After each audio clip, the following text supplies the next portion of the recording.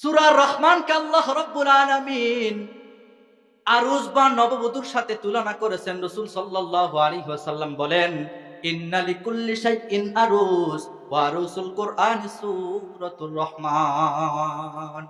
কুরআনুল কারীমের নববধূর নাম হলো সূরা রহমান। এই রহমানকে, সূরা রহমানকে আল্লাহ তাআলা কেন নববধূ বললেন? মানুষের নববধূ তার স্ত্রী যখন বিবাহ হয় ওই বাসর রাতে নিজের স্বামীর জন্য সাজানোর ক্ষেত্রে নিজেকে মেকআপ করে, লিপস্টিক দিয়ে, বেনারসি শাড়ি পরে স্বামীর জন্য যেরকম উজাড় করে সাজায়, ঠিক তেমন হবে আল্লাহ রাব্বুল আলামিন এই সূরা রহমানকে আমাদের জন্য নববধূ হিসেবে নাজিল করেছেন। কেন?